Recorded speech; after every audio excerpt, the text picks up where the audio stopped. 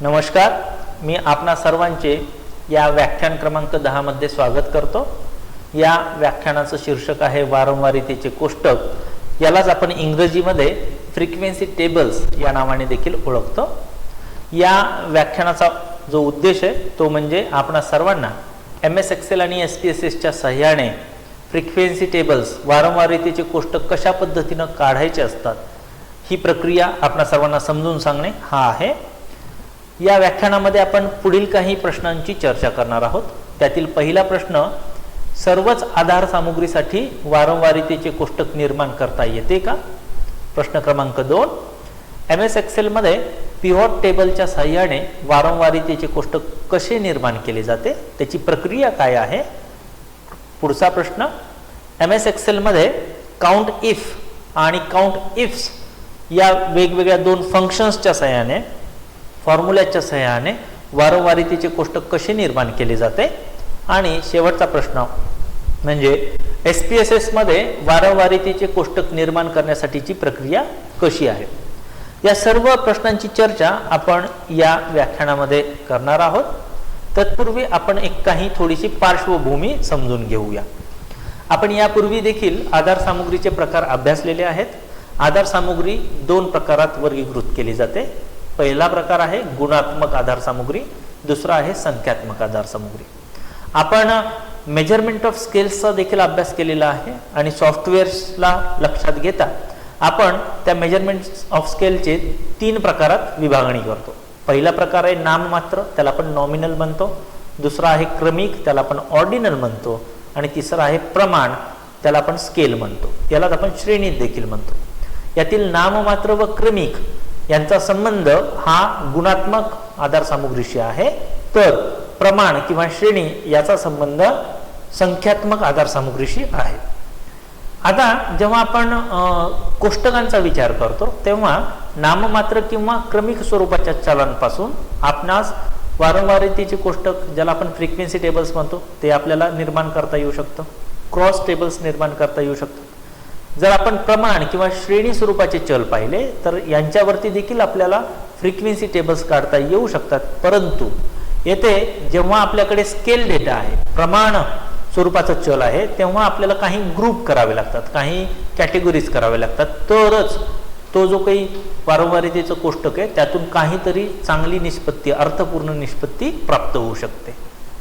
जर आपण ग्रुप नाही केले आणि आपण आपल्या प्रमाण किंवा श्रेणी चलावरती वारंवारितेचं जर कोष्टक आपण काढलं तर अर्थ देत असताना बऱ्याचशा अडचणी निर्माण होतात। या वाक्याचा अर्थ जेव्हा आपण पुढे चालवून आज याच्यावरती सुद्धा आपण जेव्हा फ्रिक्वेन्सी टेबल्स काढू तेव्हा आपण एक उदाहरणादाखल ग्रुप करून सुद्धा तुम्हाला वारंवारितेचं कोष्टक दाखवणार आहोत आणि ग्रुप न करता देखील आपण कोष्टक दाखवणार आहोत। आणि त्यातून आपल्याला लक्षात येईल की खरोखरच की जर आपण ग्रुप न करता वारंवारितेचं कोष्टक काढलं प्रमाण चलांवरती तर त्याला अर्थ देणे खरोखरच किती अडचणीचं असतं। याशिवाय प्रमाण किंवा श्रेणी चलावरती आपण स्टेम आणि लीफ डिस्प्ले यांचा देखील आपण वापर करत असतो।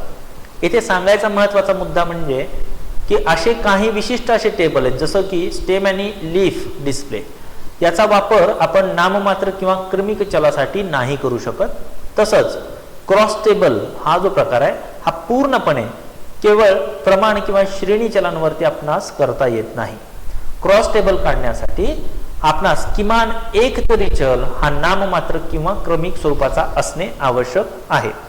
या सर्व गोष्टींचं अध्ययन आपण जसं जसं या कोर्समध्ये पुढे जाणार आहोत तसं आपण या सर्व गोष्टी पाहणारच आहोत। परंतु आजच्या या व्याख्यानापुरतं आपण केवळ वारंवारितेचं कोष्टक याच्याविषयी आपण चर्चा करणार आहोत। चला तर मग सगळ्यात आधी आपण वारंवारिता म्हणजे काय त्याचा अर्थ समजावून घेऊ।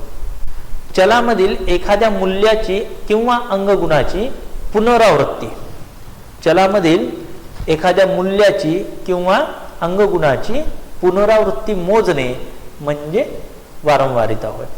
आणि अशा वारंवारितेचा तक्ता म्हणजे वारंवारिताचं कोष्टक होय। तर ही अशी एकदम सोपी अशी याची व्याख्या आहे। याशिवाय आणखीन एक महत्त्वाची संकल्पना आहे, ती आहे टॅली मार्क, त्याला आपण मेळ खूण असंही म्हणतो। आणि ही जी खूण आहे ही आपण शालेय जीवनात कुठेतरी पाहिलेली पण आहे, अभ्यासलेली पण आहे। मेळ खूण ही आपणास एखाद्या मूल्याची पुनरावृत्ती मोजण्यासाठी मदत करते। याचा वापर कशासाठी आहे? गणना करण्यासाठी आपण याचा वापर करतो। मग हे समजण्यासाठी म्हणून आपण एक उदाहरण पाहूया।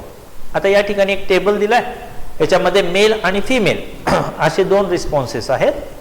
जर आपल्याला याचं गणना करायची की एकूण मेल किती आहेत आणि फिमेल किती आहेत, तर त्याची गणना टॅली मार्कच्या सहाय्याने कशी करायची? तर आपण आधी मेल मोजूया। 1 2 3 4 आणि 5। जेव्हा हे 5 होतात तेव्हा टॅली मार्कच्या सहाय्याने आपण याची गणना करत असताना आपण हे 4 उभ्या रेषा मांडतो आणि 5वी रेषा ही अशी आडवी असते की जी या चारही रेषांना छेदणारी असते आणि या सगळ्यांचा मिळून एक गट असतो, त्याला आपण म्हणतो 5। एकूण ही संख्या काय सांगते? हे मार्क काय सांगतो? हा टॅली मार्क हे सांगतो की हे एकूण 5 जण आहेत, 5 जणांचा प्रतिसाद आहे हा, बरोबर। आपण आणखीन पुढे जाऊ। हे मेल जे आहेत, अजून 3 मेल आहेत आपल्या तक्त्यामध्ये, हे 3 रेषा मी मांडतो। एकूण पुरुषांची जी संख्या आहे ती आहे या ठिकाणी 8, बरोबर। तसंच आपण फिमेलसाठी पण गणना करणार आहोत। फिमेलची गणना करत असताना 1 2 3 4 आणि 5। So 1 2 3 4 and 5। देन अजून पुढे आपण गणना करू 1 2 3 4 आणि 5। पुन्हा 5 जणांचा एक समूह आहे आणि त्यानंतर उर्वरित हे 2। एकंदरीत हे 5 आणि हे 5 10 आणि हे 2 एकूण 12 फिमेल्स आपल्या या आधार सामुग्रीत आहेत, या आकडेवारीत आहेत। मग 12 आणि 8 हे एकूण 20 जणांचा, 20 प्रतिसादकांचा हा डेटा आहे। या पद्धतीने आपण टॅली मार्कचा वापर करतो प्रत्यक्षात वारंवारितेचं कोष्टक निर्माण करण्यासाठी। आता जेव्हा आपला डेटा छोटा असेल तेव्हा आपण हाताने हे सर्व गोष्टी करू शकतो। डेटा आणखीन थोडासा मोठा करूया आणि इथं मी मुद्दामून क्रमिक स्वरूपाचं चल घेतलंय, ऑर्डिनल डेटा आहे। इथे कस्टमर्सचं रँकिंग आहे हॉटेलमधल्या सर्व्हिसच्या बाबतीतलं, तर हे रँकिंग 1 2 3 4 5 या रेंजमध्ये दिलंय, 1 ते 5 या रेंजमध्ये दिलेलं आहे। तर 1 ला किती लोकांनी ऑप्ट केलं, 2 ला किती लोकांनी केलं, 5 ला किती लोकांनी केलं, हे काढणे म्हणजे वारंवारितेचं कोष्टक काढणे, बरोबर आहे। मग इथे सुद्धा आपण टॅली मार्कचा वापर करून त्या सर्व गोष्टी काढू शकतो। समजा वेळेअभावी आपण या ठिकाणी यांना हायलाइट केलं आणि आपण हा या ठिकाणी वारंवारितेचं कोष्टक काढलं। आता वारंवारितेच्या कोष्टकाचा अर्थ कसा लावायचा? तर त्याचा अर्थ असा लावायचा की जी काही 1 ही रँकिंग दिली ती किती लोकांनी दिली? ती 5 लोकांनी दिली। 2 ही रँकिंग किती लोकांनी दिली? 12 लोकांनी दिली। 3 ही रँकिंग किती लोकांनी दिली? 15। या पद्धतीने आपण या जे काही वारंवारितेचा कोष्टक आहे याचा अर्थ आपण लावू शकतो, या पद्धतीने आपण विश्लेषण करू शकतो। समजा आपण आणखीन पुढे जाऊया आणि पुन्हा आपल्या जी काही डेटाची साईज आहे ना ती वाढवूया आणि आपण प्रकार पण बदलूया। यापूर्वी आपण नाममात्र चल बघितलं, यानंतर आपण क्रमिक चल बघितलं। आता आपण घेऊया प्रमाण किंवा श्रेणी किंवा ज्याला आपण स्केल म्हणतो।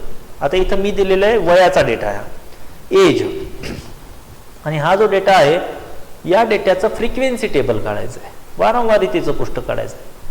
आता परत आपल्याला हे शोधावं लागेल लोवेस्ट कोण आहे, सगळ्यात कमी कोण आहे, सगळ्यात जास्त काय, किंवा याचं वारंवारितेच्या कोष्टकात कसं रूपांतरित करायचं। पुन्हा इथं वेळ भरपूर लागणार, खूप मेहनत पण लागणार।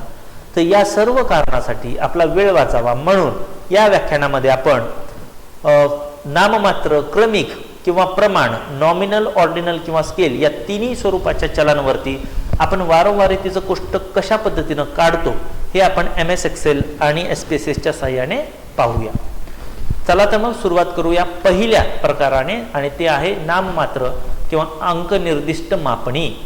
आता याचा जो काही अर्थ आहे, याची जी काही उदाहरणं आहेत ही आपण आपल्या पहिल्या आठवड्यामध्ये याच्यावरती स्वतंत्र एक व्याख्यान पण झालेलं आहे, याच्यावरती आपण जास्त वेळ घेणार नाही आहोत। आपण डायरेक्टली आपण एक MS एक्सेल शीट ओपन करूया, वर्कशीट ओपन करूया। इथं हा एक सॅम्पल डेटा आहे आणि या सॅम्पल डेटाच्या आधारे आपण MS एक्सेलमध्ये पिव्होट टेबलच्या आधारे आपण वारंवारितेचं कोष्टक काढणार आहोत। ते कसं काढायचं? चला तर मग आपण प्रक्रिया समजून घेऊ। सगळ्यात आधी आपल्याला जेव्हा पिव्होट टेबलचा वापर करायचा आहे तर आपल्याला एक चल इथं आपल्याला ॲड करावं लागतं, एक अतिरिक्त चल आपल्याला इथं घ्यावं लागतं, प्रतिसादक, त्याला आपण रिस्पॉन्डंट म्हणू किंवा त्याला आपण अनुक्रमणिकाही म्हणू शकता। आणि आपण हे सर्व अनुक्रमांक दिले। याचं एक विशेष असं महत्त्व आहे पिवॉट टेबलमध्ये. ठीक आहे, हे क्रमांक दिल्यानंतर आपण या ठिकाणी वरती मेनू बारमध्ये इन्सर्ट नावाचा जो मेनू आहे त्याच्यावरती आपण क्लिक करूया. त्या इन्सर्टमध्ये आपल्याला पिवॉट टेबल नावाचा मेनू दिसेल. आपण पुन्हा त्याच्यावरती क्लिक करूया. एक नवीन पॉपअप विंडो येईल. या पॉपअप विंडोमध्ये मित्रांनो दोन गोष्टी महत्त्वाच्या. पहिली म्हणजे ही select the table or range.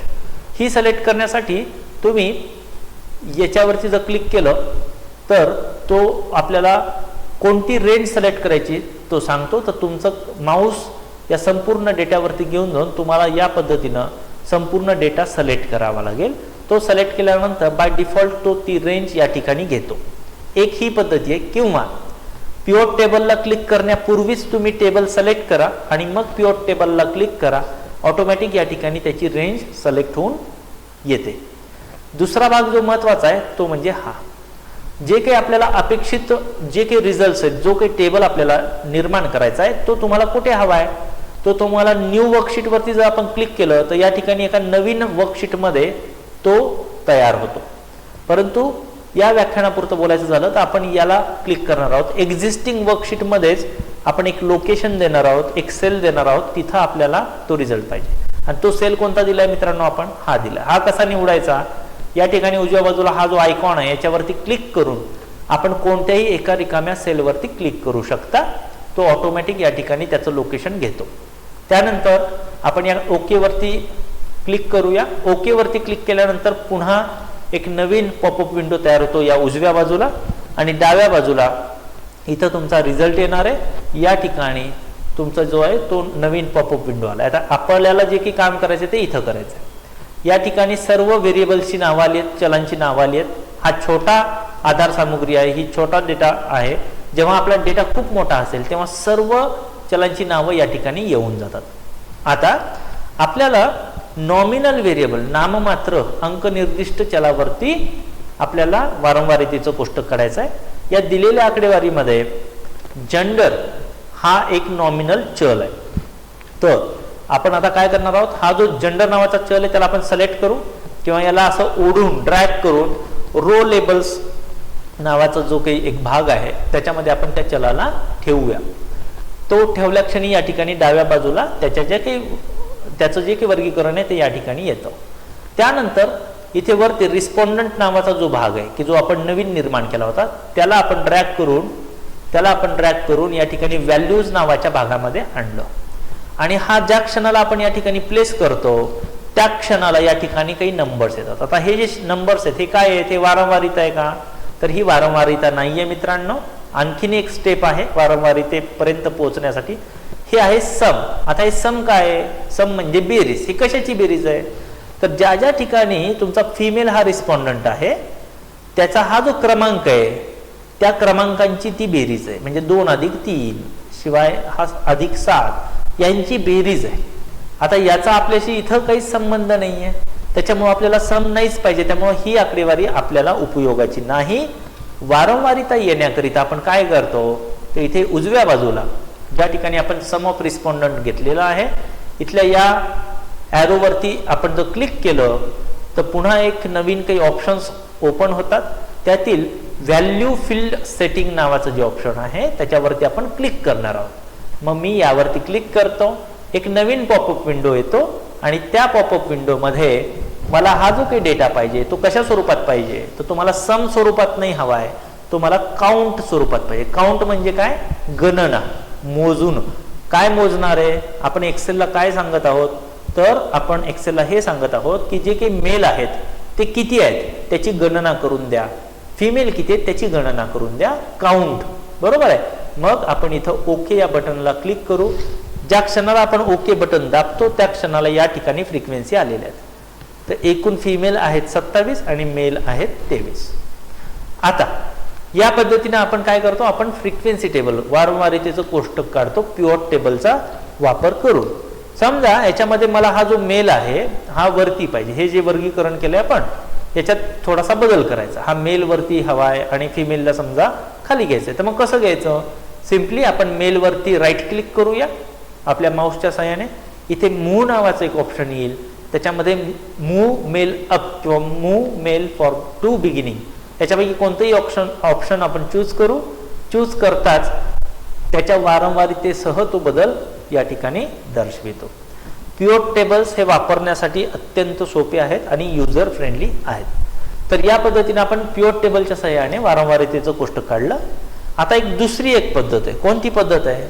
तर काउंट इफ नावाचं एक फंक्शन आहे, त्याचा वापर करून सुद्धा आपण वारंवारिता काढू शकतो. कसं काढायची? त्यासाठी सगळ्यात आधी आपलं जे काही चल आहे, जेंडर, मेल, फिमेल, हे आपण वर्गीकरण स्वतः हाताने टाईप करावं लागेल. हा टेबल तुम्हाला स्वतःला निर्माण करावा लागेल.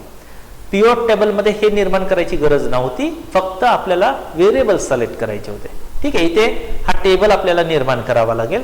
आता याच्यानंतर पुढे काय करायचं, तर या मेलच्या पुढे हा जो सेल आहे त्यामध्ये जाऊन आपण काउंट इफ नावाचा फॉर्म्युला वापरणार आहोत. फॉर्म्युला कसा वापरतात याच्याविषयी पूर्वी माहिती दिलेली आहे पूर्वीच्या काही व्याख्यानांमध्ये. इथे इक्वल टूचं साइन आपण देतो. काउंट इफ डबल क्लिक करूया. डबल क्लिक केल्यानंतर आपल्याला सगळ्यात आधी रेंज घ्यायची, म्हणजे ज्या चलाची माहिती आपल्याला त्या चलापासून आपण वारंवारिता काढायची आहे त्या संपूर्ण चलाला आपण सिलेक्ट करूया. मी या संपूर्ण चलाला सिलेक्ट करतो आणि सिलेक्ट केल्यानंतर या ठिकाणी ती रेंज मी सिलेक्ट केल्यानंतर मी कॉमा दिल्यानंतर मी इन्व्हर्टेड कॉमामध्ये मेल हा शब्द लिहिलाय. असं का करतो आपण? काउंट इफ म्हणजे काय, तर या दिलेल्या रेंजमध्ये जर मेल नावाचा शब्द दिसला, जिथं जिथं मेल नावाचा शब्द दिसला ते लोकेशन, त्या लोकेशनचं काउंट करणे, काउंट इट. आणि हा आदेश कोण देत आहे? आपण MS एक्सेलला सांगितलं आहोत की या संपूर्ण डेटामध्ये ज्या ठिकाणी हा वर्डिंग आलेला आहे, इन्व्हर्टेड कॉमा आपण त्यासाठी देतो. तो क्रायटेरिया आहे, तो क्रायटेरिया या ठिकाणी तुम्ही बघू शकता. हा क्रायटेरिया आहे मित्रांनो. ठीक आहे, तर हा क्रायटेरिया दिसला की गणना करा आणि ती जी काही गणना आहे ती संख्या रूपात या ठिकाणी नमूद करा. आपण जेव्हा एंटर करतो तर आपल्याला वारंवारिता मिळते. याच पद्धतीने काउंट इफ फॉर फिमेल, इथे बदल काय केला आपण? फक्त फिमेल हा शब्द बदलला, बाकी सर्व काही आपण जशाला तसं ठेवलेलं आहे.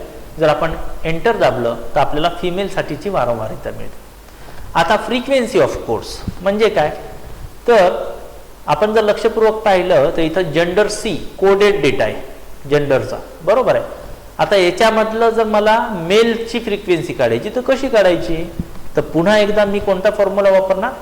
Count if. काउंट इफला डबल क्लिक करूया. मग आता आपण हा डेटा जो रेंज आहे तो सिलेक्ट केलेला आहे. कॉमा दिला. कॉमा देऊन मी या ठिकाणी काय घेतलं? 0 घेतलं. का 0 घेतलं?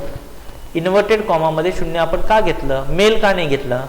तर या ठिकाणी हा जी काही आधार सामुग्री आहे ती संख्येत आहे आणि आपण नंबर असाइन केले. 0 ही संख्या आपण कोणाला असाइन केलेली आहे? मेलला.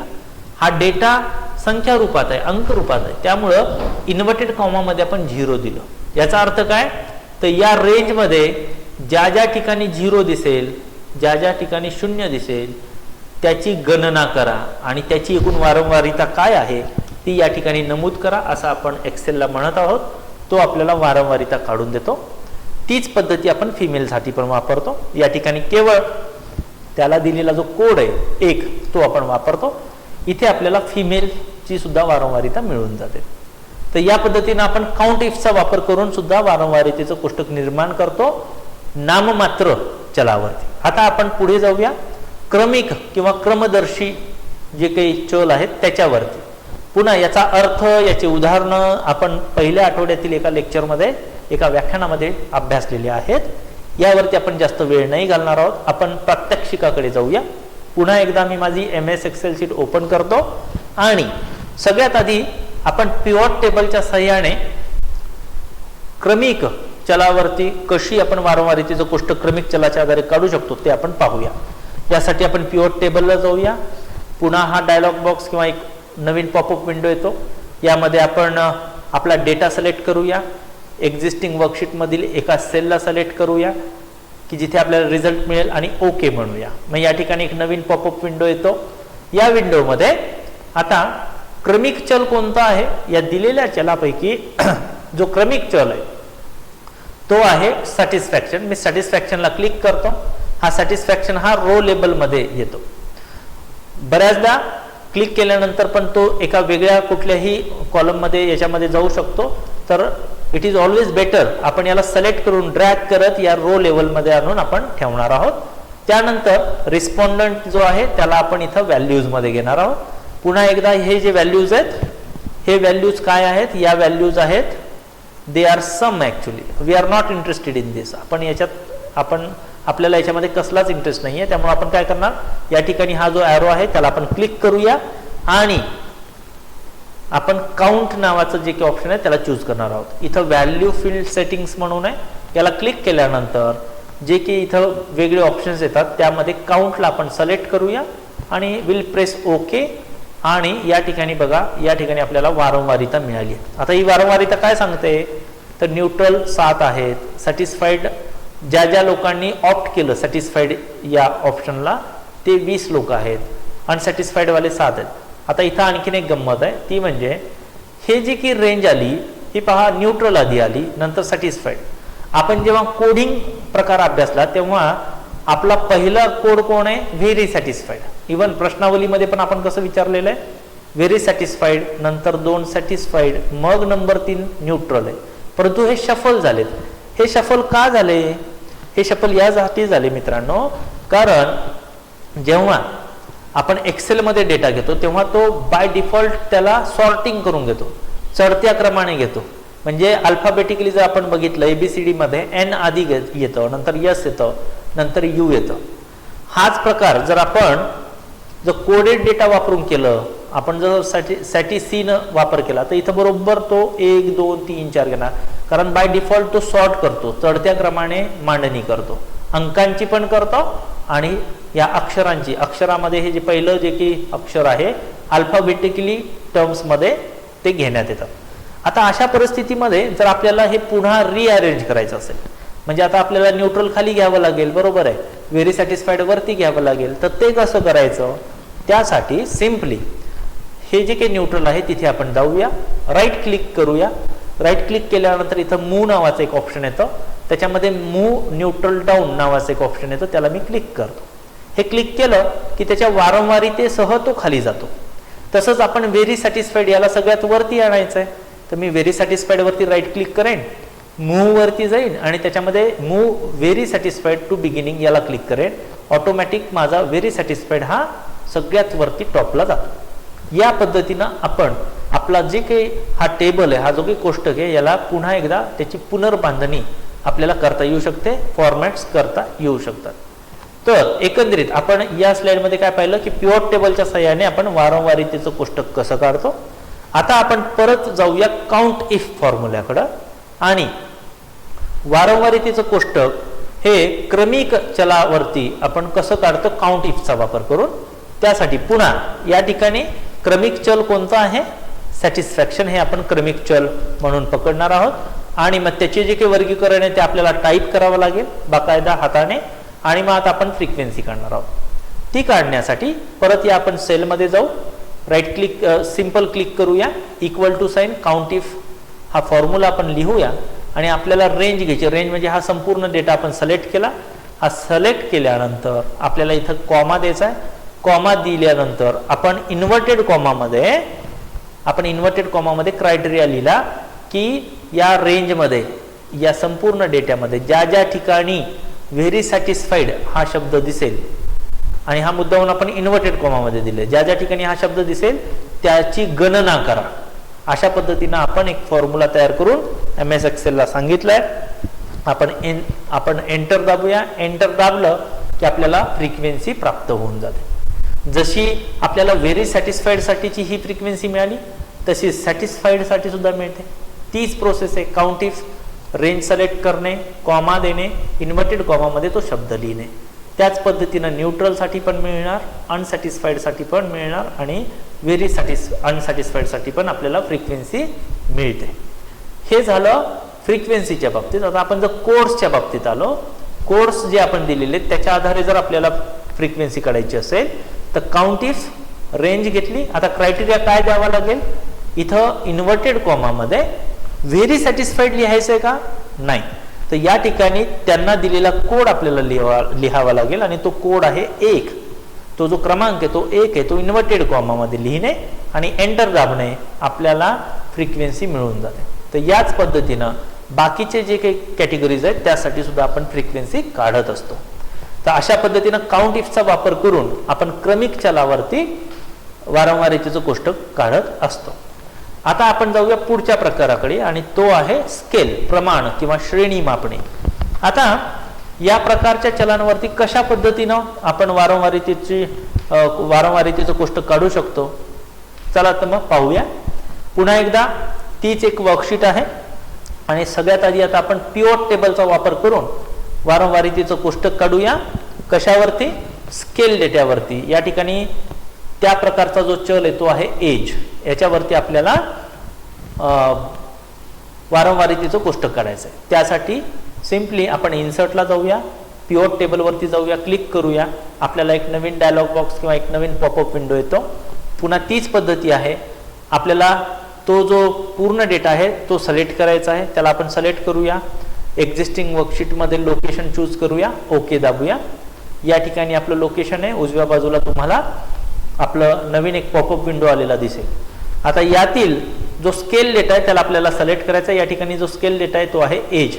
याला आपण सिलेक्ट करूया आणि तो सिलेक्ट करून आपण इथे खाली त्याला घेऊया. तो आलेला आहे रो लेबलमध्ये आणि इकडे सुद्धा तुम्ही पहा त्या सर्व संख्या आलेल्या आहेत. आता वरती जाऊन परत आपल्याला रिस्पॉन्डंट नावाचा जो भाग आहे तो इथे व्हॅल्यूजमध्ये घ्यायचा आहे. तो आल्यानंतर पुन्हा इथे हे जे काही नंबर आलेले आहेत, we are not interested in this, कारण हे सम आहेत. ठीक आहे. हे बदल करण्यासाठी म्हणून आपल्याला काय करावं लागेल, परत इथे सम ऑफ रिस्पॉन्डंट म्हणून जे आहे तिथल्या या ॲरोवरती आपण क्लिक करूया and will go to value field setting. याच्यावरती क्लिक केल्यानंतर एक नवीन पॉपअप विंडो येतो. त्याच्यामधील ह्या काउंट नावाचं जे ऑप्शन आहे त्यावरती आपण क्लिक करूया, ओके म्हणूया. इथे आपल्याला जी काही फ्रिक्वेन्सी आहे ती प्राप्त झाली. आता या व्याख्यानाच्या सुरुवातीला आपण असं म्हटलं होतं की जो स्केल डेटा आहे त्याच्यावरती आपण जेव्हा फ्रिक्वेन्सी टेबल काढत असतो तेव्हा आधी ग्रुपिंग करणं आवश्यक आहे. जर ग्रुपिंग नाही केलं तर येणारे रिझल्ट हे कन्फ्युजिंग असतात, त्याचं विश्लेषण करणं जड जातं. त्याचं इथं मी विश्लेषण देतो. आता हे विदाऊट ग्रुपिंग आहे, आपण ग्रुप नाही केलेले आहेत. जो डेटा आहे तो जशाला तसा घेतलाय आणि 18 वय किती लोकांनी सांगितलं, 19 वय किती लोकांनी सांगितलं, 26 वय किती लोकांनी सांगितलं, असा हा डेटा आहे. हा तुलनेत बऱ्यापैकी मोठा वारंवारितेचं कोष्टक निर्माण झालंय. याचं विश्लेषण करणं तसं खूप जड जातं आणि किचकट पण होऊन बसतं. म्हणजेच काय तर जेव्हा केव्हा आपला डेटा हा स्केल डेटा आहे तेव्हा इथं ग्रुप असणं आवश्यक आहे. ग्रुप म्हणजे कसे 10 ते 20, 20 ते 30, 30 ते 40 या वयोगटातील आणि मग इकडे फ्रिक्वेन्सी. तर मग त्याचं विश्लेषण करणं अधिक संयुक्तिक आणि अधिक चांगलं होतं. मग आता इथं ग्रुप कसे तयार करायचे? ग्रुप तयार करण्याची अत्यंत सोपी पद्धती आहे. सिम्पली या पहिल्या सेलवरती जायचं, ज्या ठिकाणी 18 ही संख्या लिहिलेली आहे तिथे जाऊन राईट क्लिक करायचं. आपल्या माऊसच्या साईडने राईट क्लिक केल्यानंतर इथे तुम्हाला एक ऑप्शन दिसेल ग्रुप. त्या ग्रुपला जर आपण क्लिक केलं तर त्या रेंजमध्ये आपल्याला विचारण्यात येतं की तुम्हाला जो काही ग्रुप आहे तो किती क्रमांकापासून सुरुवात करायचा आहे. तर आपण या ठिकाणी सपोज आपण म्हटलं 10 आणि एंडिंग ॲट सपोज आपण म्हटलं 60. 60 का म्हणायचं? कारण हायेस्ट व्हॅल्यू 54 आहे, 54 बरोबर आहे. तर 60 ही शेवटचं एंडिंग असेल आणि 10 ही सुरुवात असेल आपल्या ग्रुपिंगची. आणि आपल्याला फरक कितीचा ठेवायचा आहे? 10चा फरक ठेवायचा आहे. तुम्ही 5चा पण ठेवू शकता, डिपेंड्स ऑन यू, तुम्हाला कितीचा फरक ठेवायचा आहे. जर आपण हे बदल केले आणि या ठिकाणी आपण या संख्या दिल्या आणि जर आपण ओके दाबलं तर आपला संपूर्ण डेटा हा ऑटोमॅटिकली कन्वर्ट होतो ग्रुप टेबलमध्ये. आणि या ठिकाणी मग हा सुद्धा एक वारंवारितेचं कोष्टक आहे आणि हे वारंवारितेचं कोष्टक यापूर्वी पाहिलेल्या वारंवारितेच्या कोष्टकापेक्षा उत्तम आहे विश्लेषण करण्यासाठी. इथे आपण म्हणू शकतो की 10 ते 19 मध्ये 2च लोक आहेत त्या वयोगटामध्ये, 30 ते 39 वयोगटामध्ये 22च लोक आहेत आणि त्या पद्धतीनं आपल्याला विश्लेषण घेत पुढे जाता येऊ शकतं. आता हा सर्व प्रकार झाला पिव्होट टेबलच्या साहाय्याने आपण जे काही फ्रिक्वेन्सी टेबल्स काढले, वारंवारितेचे कोष्टक काढले ते आपण या ठिकाणी पाहिले. यातील नॉमिनलवरती आपण कसं काढतो वारंवारितेचं कोष्टक ते पाहिलं. आपण क्रमिक चलावरती कसं वारंवारितेचं कोष्टक काढतो तेही पाहिलं. आणि आपण प्रमाण किंवा श्रेणी चलावरती सुद्धा कोष्टक कसं काढतो वारंवारितेचं कोष्टक कसं आपण काढू शकतो, ही सर्व प्रक्रिया आपण आत्ता अभ्यासली. आता आपण जाऊया पुढच्या भागाकडे, आणि तो म्हणजे वारंवारितेचं कोष्टक स्केल डेटासाठी, प्रमाण किंवा श्रेणी या एजसाठी आपल्याला काउंट इफचा वापर करून काढायचा असेल. आता या ठिकाणी यस एक्स्ट्रा लावले. यापूर्वी जे की आपण फॉर्म्युला वापरला तो केवळ काउंट इफ असा होता. या ठिकाणी एस हे एक ॲडिशन झालेलं आहे. का झालंय ते आपण पुढे सांगूया. तर याचा वापर करून आपल्याला जर वारंवारितेचं कोष्टक तयार करायचं असेल तर कसं करायचं. समजा हा जो काही एजचा डेटा आहे त्याला मी आधी सॉर्ट केलं, स्मॉलेस्ट टू लार्जेस्ट, आणि हा एक्सपांड द सिलेक्शन हा भाग पूर्वी झालेला आहे, त्यामुळे जास्त वेळ आपण नाही घालणार याच्यात. तर इथं एज हा चढत्या क्रमाने लावण्यात आलाय. आता इथं मी प्रत्येक एक संख्या या ठिकाणी लिहून मी या पद्धतीनं फ्रिक्वेन्सी जर मोजायची म्हटली तर माझा वेळ खूप जाईल, बरोबर आहे. त्या कारणाने आपल्याला या स्केल, जेव्हा केव्हा आपल्याला स्केल डेटा असतो तेव्हा आपल्याला ग्रुप करणे आवश्यक असतात वारंवारितेचं कोष्टक काढण्यासाठी, बरोबर आहे. मग आता हा ग्रुप काढायचा आहे. ग्रुप कसा करायचा, आता आधी आपल्याला टाईप करून घ्यायचं. आता ग्रुप आपण आधीच आपल्या डोक्यामध्ये तयार करून ठेवायचे की मला या ग्रुपमध्ये हा डेटा तयार करायचा आहे. मग हा ग्रुप आपण तयार करून घेतलाय, स्वतः टाईप करून घेतलाय. आता याच्यामध्ये आपल्याला फ्रिक्वेन्सी काढायची या पूर्ण आकडेवारीमधून. तर फ्रिक्वेन्सीच्या या पहिल्या सेलवरती जाऊया, आपण इक्वल टूचं साईन देऊया, आणि काउंट इफ्सच्या ऐवजी आपण हा शेवटचा काउंट इफ्स नावाचा जो काही फॉर्म्युला आहे तो वापरणार आहोत. याला आपण डबल क्लिक करूया. डबल क्लिक केल्यानंतर सगळ्यात आधी आपल्याला रेंज सिलेक्ट करायची. मग मी एजचा जो संपूर्ण डेटा आहे मित्रांनो तो आपण या ठिकाणी सिलेक्ट करूया. सिलेक्ट केल्यानंतर आपण या ठिकाणी कॉमा देणार आहोत, आणि कॉमा दिल्यानंतर तुम्ही लक्षपूर्वक पहा, मी क्रायटेरिया दिला, त्यांना क्रायटेरिया लावला. काय लावला क्रायटेरिया, तर greater than 10. What does that mean, या ठिकाणी जे आहे 10 to 20 आहे, आणि मला कोणत्या संख्या पाहिजेत की ज्या 10 पेक्षा जास्त आहेत परंतु 20 पेक्षा कमी आहेत. मग हे दोन क्रायटेरिया आहेत की जे मला आपल्या फॉर्म्युल्यामध्ये वापरावे लागतील. मग मी कसं वापरलं, काउंट इफ्समध्ये मी पहिले रेंज घेतली, त्यानंतर मी हा पहिला क्रायटेरिया लावला कॉमा देऊन, इन्व्हर्टेड कॉमामध्ये ग्रेटर दॅन 10. याचा अर्थ या रेंजमधील 10 पेक्षा जास्त असणाऱ्या संख्या मोजा, आणि याच्या पुढे जाऊन पुन्हा मी आणखीन एक कॉमा देऊन पुन्हा एकदा ती जी रेंज आहे ते पूर्ण डेटा मी सिलेक्ट केला आहे, आणि पुन्हा एक कॉमा देऊन मी आणखीन एक क्रायटेरिया काय दिला मित्रांनो, तर इन्व्हर्टेड कॉमामध्ये लेस दॅन 20. हा पूर्ण फॉर्म्युला जेव्हा मी दिला, हाच फॉर्म्युला या ठिकाणी पण दिसतो वरती, हा जेव्हा मी पूर्ण फॉर्म्युला दिला, हा काळजीपूर्वक द्यायचा आहे, कारण दोन क्रायटेरिया, जेव्हा आपण एकापेक्षा जास्त क्रायटेरिया वापरतो तेव्हा यसचा वापर होतो, जेव्हा एकच क्रायटेरिया असेल तेव्हा केवळ काउंट इफचा वापर होतो. ठीक आहे. आता हा पूर्ण फॉर्म्युला, हा पूर्ण फंक्शन प्रॉपरली लिहिल्यानंतर मी सिम्पली एंटर नावाचं बटन दाबतो. दाबल्यानंतर मला फ्रिक्वेन्सी येऊन जाते.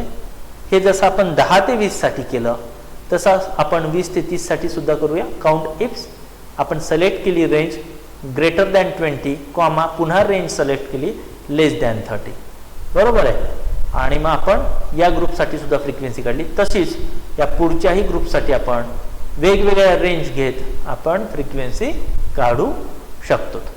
ठीक आहे. या पद्धतीने आपण स्केल डेटामध्ये काउंट इफ्सचा वापर करून फ्रिक्वेन्सी काढू शकतो. आता समजा फ्रिक्वेन्सी ऑफ कोड्स, आपण या ठिकाणी कोड दिलेले आहेत एज सी साठी, आणि याची इथं फ्रिक्वेन्सी काढायची. मग आपण काउंट इफ्स वापरावं का काउंट इफ वापरावं, काय तुमचं काय मत असेल. इथे जर आपण कोड दिलेले आहेत तर आपल्याला काउंट इफ्सची वापर करण्याची काहीही गरज नाही. या ठिकाणी सिम्पली काउंट इफ वापरा. त्याचं कारण आहे, त्याचं कारण काय आहे, त्याचं कारण हे आहे की हा जो प्रकार आहे, हे जो क्रायटेरिया आहे हा डिफाईन्ड आहे, कॅटेगराइज आहे. 1 ते 5 मध्येच आहेत ना हे सर्व नंबर्स. जेव्हा हे जे नंबर्स आहेत हे वेगवेगळे नंबर्स आहेत, वेगवेगळे 50 क्रमांक आहेत. ते क्रमांक 10 पेक्षा जास्त आहेत किंवा 20 पेक्षा कमी आहेत, त्यासाठी आपण या ठिकाणी दोन वेगळ्या क्रायटेरिया वापरले.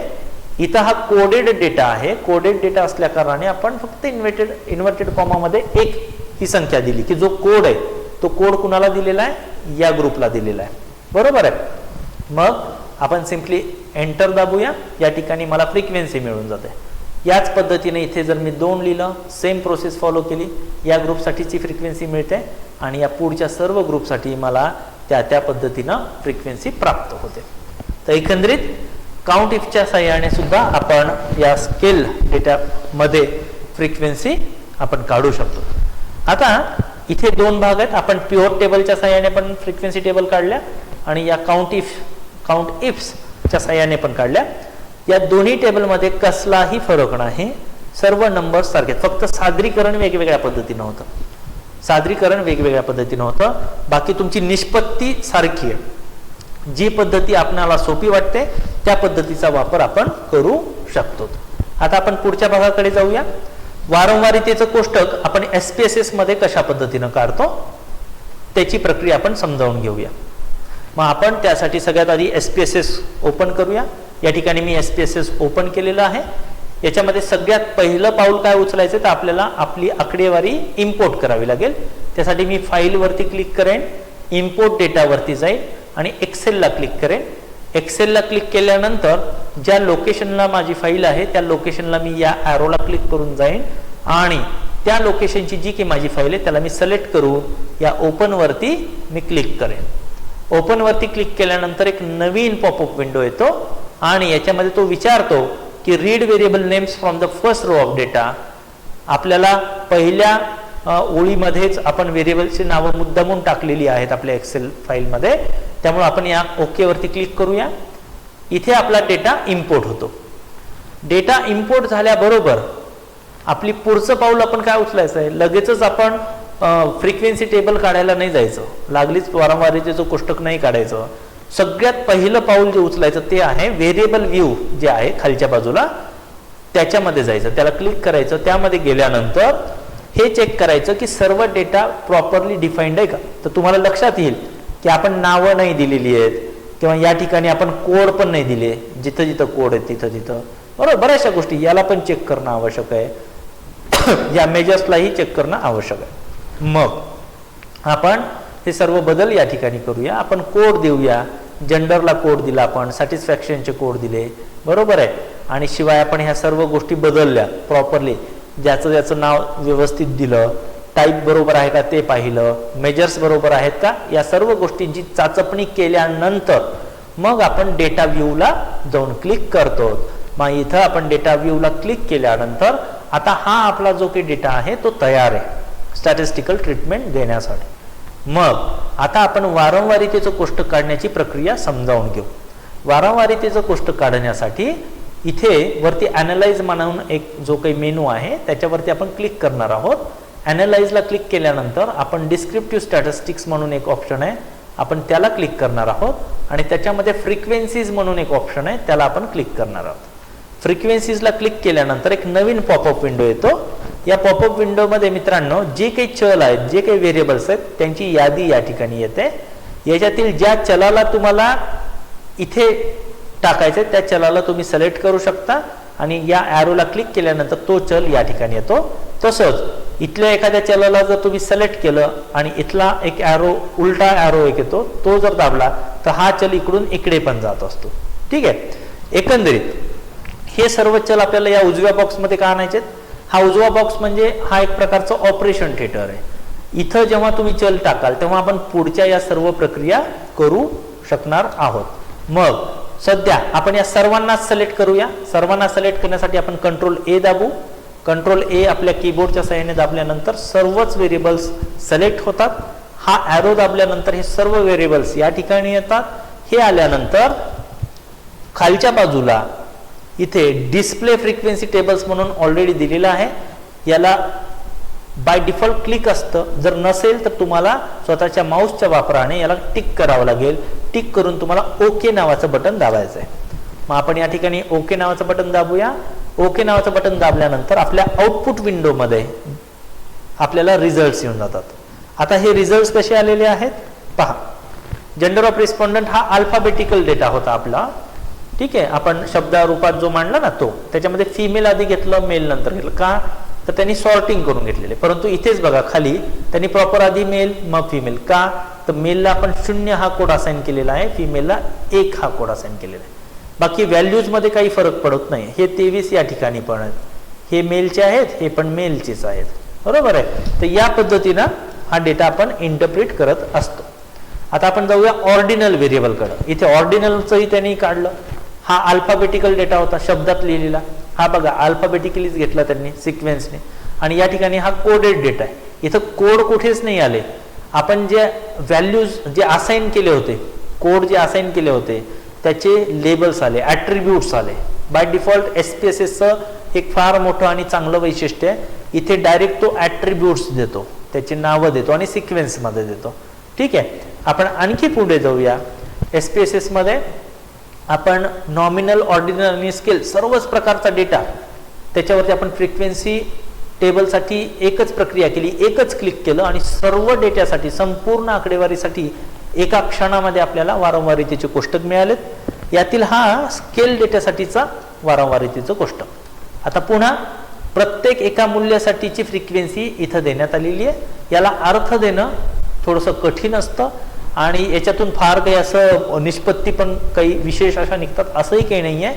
त्यासाठी आपण खाली आणखीन जर स्क्रॉल केलं तर या ठिकाणी जो आपण ग्रुप डेटा होता, आपण कोड दिले होते, बरोबर आहे.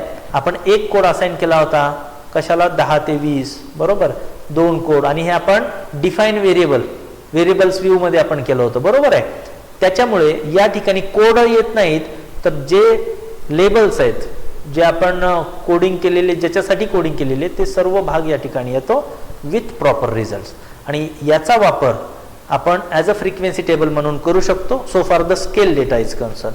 याचं इंटरप्रिटेशन करणंही तसं संयुक्तिक आहे, सोपं आहे आणि अर्थपूर्ण देखील आहे. एकंदरीत आपण आता आपल्या शेवटच्या स्लाइडकडे वळूया. आपण या संपूर्ण व्याख्यानामध्ये पिव्होट टेबलचा वापर करून वारंवारितेचं कोष्टक कसं काढायचं हे पाहिलं. काउंट इफचा वापर करून वारंवारितेचं कोष्टक कसं निर्माण करायचं हेही आपण पाहिलं. आणि SPSSच्या आधारे सुद्धा एक विशिष्ट प्रक्रिया करून आपण वारंवारितेचं कोष्टक कसं काढतो हेही आपण प्रक्रिया पाहिलेल्या आहेत. जर आपण हे तिन्ही टेबल बघितले तर या तिन्ही टेबल्समधील जे काही रिझल्ट्स आहेत ते सर्व सारखे आहेत, कसलाही बदल नाही. त्यामुळे कुणीही या बाबतीत साशंक राहू नये की SPSSचा वापर केला म्हणजे काहीतरी एक अजून वेगळे रिझल्ट्स मिळतात. निष्पत्ती सारखीच प्राप्त होते, केवळ त्याची थोडंफार डिझाईन, थोडंफार काही ॲडिशनल वैशिष्ट्य, ॲडिशनल फीचर्ससह येतं. फॉर एक्झाम्पल SPSSमध्ये बघा, इथे तुम्हाला पर्सेंटेज पण आलेले, किती पर्सेंट कोण आहे, फ्रिक्वेन्सी किती पर्सेंट आहे. वेरॅज इकडं जर तुम्हाला पर्सेंटेज काढायचं असेल MS एक्सेलमध्ये तर एक स्वतंत्र प्रक्रिया करावी लागते. शिवाय क्युम्युलेटिव्ह पर्सेंटेज, क्युम्युलेटिव्ह पर्सेंट म्हणजे काय, तर हे पहिलं पर्सेंट आणि हे या दोघांची जर बेरीज केली तर या ठिकाणी हे 68 होतात. पुन्हा या तिघांची बेरीज केली 82 आणि असं करत हे 100 पर्यंत जातात. तर ह्या काही ॲडिशनल फीचर्स फक्त ते SPSSमध्ये येतात.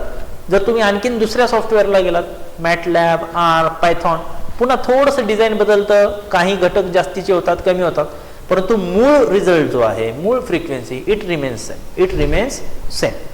So this is the way.